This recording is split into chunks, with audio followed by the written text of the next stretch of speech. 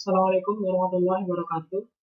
Kembali lagi dengan saya di Riza Budi Prasetya di video tutorial basis data Oracle. Oke, uh, jadi di kesempatan kali ini dengan video yang terakhir yaitu akan berisi penjelasan dari video-video yang telah dibahas sebelumnya. Oke, langsung saja.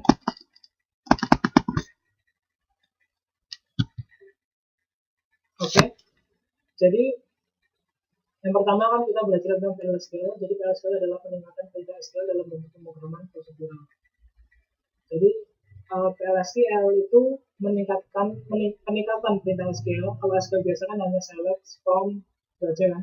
Nah, dengan adanya PLSQL kita dapat meningkatkan perintah SQL dalam bentuk pemrograman prosedural. DML dan select dari perintah SQL berada dalam PLSQL.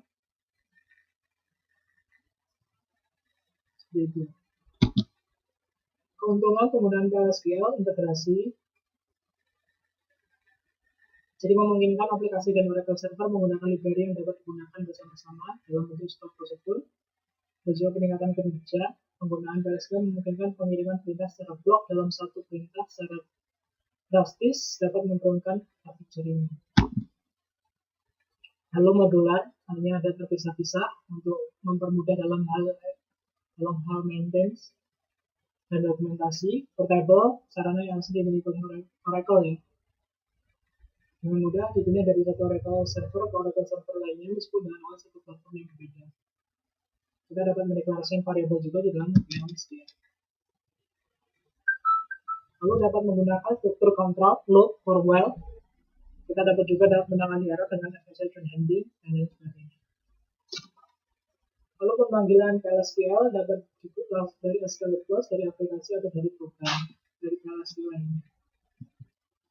Deklarasi variabel dalam PLSQL. Deklarasi variabel struktur PLSQL seperti ini. Ada declare, begin, dan exception. Declare ini untuk mendeklarasikan variabel cursor dan bisa definite exception. Begin isi blok-blok SQL dan PLSQL. Lalu exception ini untuk menangkap ketika terjadi exception atau error. Format deklarasi variabel adalah konstan, tipe, nol, dan juga nilainya default. Juga dapat menggunakan custom type. Aturan penulisan perintah PLSQL dapat ditulis dalam beberapa baris, tidak harus dalam satu baris perintah, dapat berupa blok, karakter dan literal diakhiri oleh tanda kutip, setiap perintah blok diakhiri dengan titik koma, komentar diawali dengan tanda min 2 kali, atau diakhiri dengan tanda pemberian nilai dapat menggunakan link variabel, tanda garis miring berakhir lain. Untuk inisiasi menggunakan titik 2 sama dengan. Untuk komen kalau satu kali, 2 kali atau multiple line kita menggunakan tanda update slash benar. Contoh PLSQL, variable is a number, declare a number, a number begin. Ini ya. Kita misalkan ingin mencetak hasil penjumlahan A dari B. Contoh lagi, ini. Jadi set output on itu agar bisa menggunakan fungsi dependent output line. Di bagian declare kita mendengarkan tiga variabel A, B, C dengan tipe number. Lalu dibikin kita inisialisasi A100, B20,25 dan C kita lakukan operasi aritmatika penambahan A plus B. Lalu kita cetak. Di sini kita tambah ada fungsi lurus 2 itu ya. Itu merupakan fungsi concat atau menghubungkan dua string. Untuk mengambil data dari Oracle Server kita dapat menggunakan select, harus ditambahkan close into. Jadi select column into nama variabelnya from tabel dan apa. Harus menghasilkan satu baris data. Harus menggunakan satu baris data yang dapat menggunakan SQL cursor. Manipulasi data dapat juga menggunakan insert update delete. Kita juga dapat menambahkan comment atau rollback di PLSQL kita. Contoh select ada jumlah from tab seperti ini. Misalkan ini kita ingin mendapatkan banyaknya tabel. Tab ini akan list dari tabel, select berarti kita akan mendapatkan banyaknya tabel.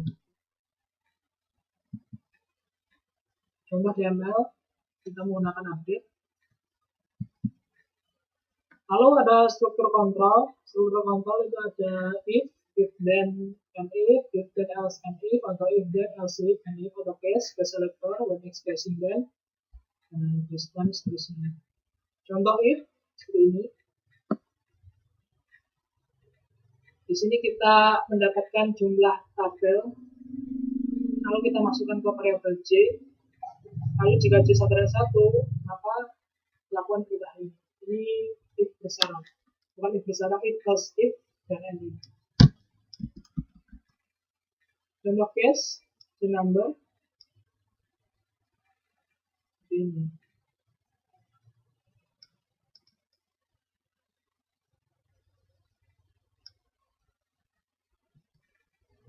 Loop ada loop sederhana, loop unloop, for loop, dan juga while loop. Contoh for loop.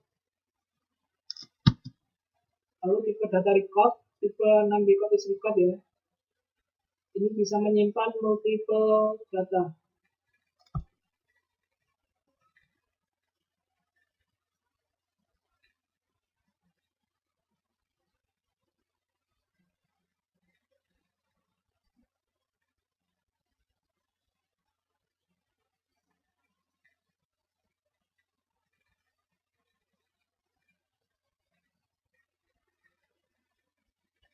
Variabel ini tipe data record. Contoh tipe data record seperti ini. Jadi kita mendeskripsikan variabel E dengan tipe E present type. Nah, otomatis ini akan bertipe data record dan akan memiliki kolom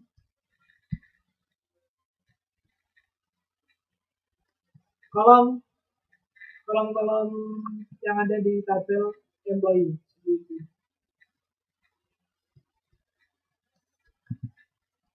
Nah, tipe data record dapat kita akses misalkan seperti ini, job dan soal. Kalau kursor, kalau tadi row type record itu hanya sebatas kolom saja, tapi kalau kursor kita bisa menyimpan kolom dan juga baris.